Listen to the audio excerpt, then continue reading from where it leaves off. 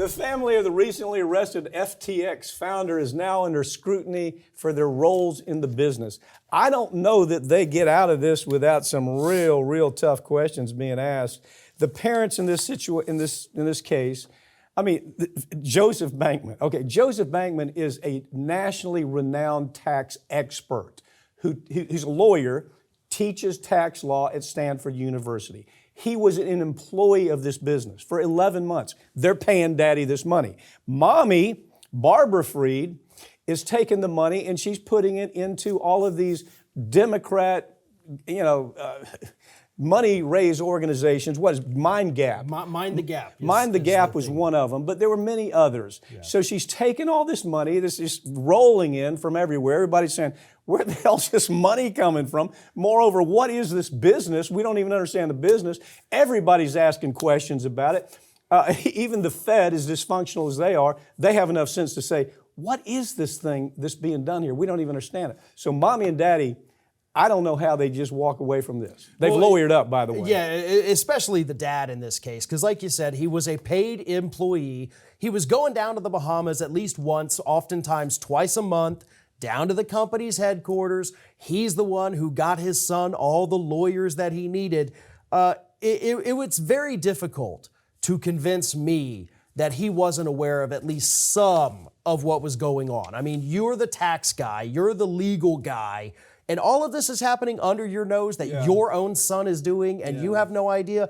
I find that hard to believe. So he needs good lawyers, obviously much better than what he is, because the entire family, even the brother, is linked to this. The brother's getting money, and he's using it for his pandemic, preparedness group. Okay, it's awful. Here's what really bothers me about this. All the writing was on the wall.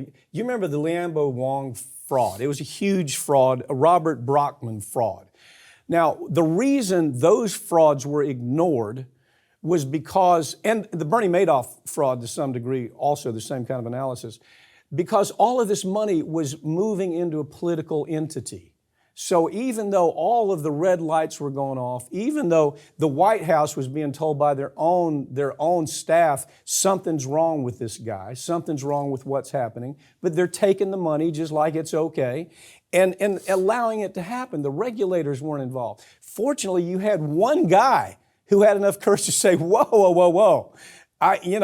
White House, you might put up with it. Feds, you might put up with it. I'm not going to put up with it. Goes after him. Well, and he, Bankman-Fried, goes to Congress just a couple months ago, swears to them, hey, no, everything's great. We don't need to regulate the crypto industry. Just let us keep doing what we're doing. Of course, he's paying tons of money for lobbyists, giving tons of money to politicians. At the time, Democrats were in power, so that's where all that money's going. But he also, right before the election, I think when he saw, oh God, Republicans are going to get it, writes a big old check to Republicans because he's really not a party guy. He just says, who do I need to pay off? Mommy, daddy, who do I pay off? That's kind of what happens here. But okay, has the money been returned?